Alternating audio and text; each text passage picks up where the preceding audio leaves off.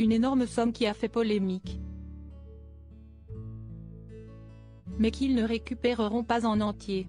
Alors que la cagnotte, montée par l'extrême droite et destinée à la famille du policier qui a tiré sur le jeune Naël, vient d'être clôturée, les experts sont formels, l'argent récolté pourrait bien ne pas être versé en entier.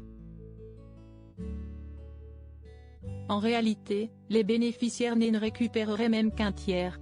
Jamais une cagnotte en ligne n'aura autant fait parler. Créée par l'extrême droite en soutien au policier qui a tiré sur le jeune Naël, le 27 juin dernier, le tuant à bout portant lors d'un contrôle routier, cet appel aux dons lancé d'abord par le chroniqueur Jean Messia a été entendu et relayé, puisque plus de 1,6 million d'euros y ont été récoltés. Une cagnotte de la honte pour de nombreux responsables politiques et internautes, qui appelaient le gouvernement ou bien le site GoFundMe à la faire fermer, mais qui a finalement atteint son but et qui a été clôturée par son créateur le mercredi 4 juillet à minuit. Une décision prise juste après la plainte déposée par la famille du jeune homme pour escroquerie. Mais qui devrait surtout permettre aux bénéficiaires de la cagnotte, la famille du policier, toujours en détention provisoire, de récupérer la somme qui s'élève exactement à 1,636 020 €, même si ceux-ci risquent d'avoir une mauvaise surprise. En effet, selon certains experts, la somme serait une donation et donc très lourdement taxée par l'État. En effet, ce genre de don est régi par une loi, notamment lors des questions d'héritage, et est soumis à 60% de taxation.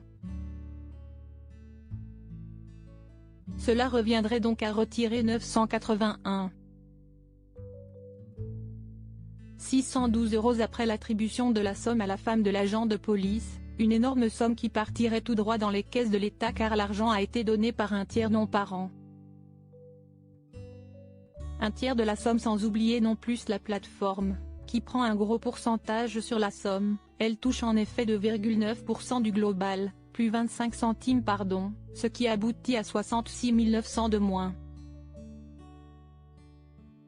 Les bénéficiaires, qui pourraient contester la qualification de don auprès de la justice, pourraient donc ne toucher que 627 828 €.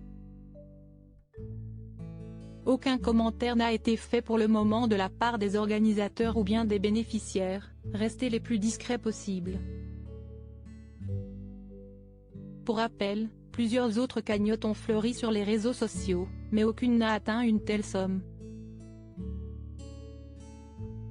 Celle qui reversera l'argent à la mère de la victime, le jeune Naël, est environ à 400 000 €, montant que devrait être soumis à la même loi sur les dons de tiers non parents. En tout cas, cette cagnotte destinée à la famille du policier, mis en examen pour homicide volontaire, avait beaucoup fait réagir du côté de la classe politique et notamment les deux députés LFI Clémence Guettet, qui a dénoncé l'indécence et l'horreur absolue du projet, et Manon Aubry, révoltée devant ce geste. Le message ? Cela rapporte de tuer un jeune arabe, avait-elle dénoncé ironiquement. Vous hébergez une cagnotte de la honte @GoFundMe. Vous entretenez une fracture déjà béante. Point clôturé, tweeté encore dimanche Olivier Faure, le président du PS. Mathilde Panot, LFI, et Arthur Delaporte, PS, deux députés, ont quant à eux annoncé qu'ils saisiraient le procureur de Paris.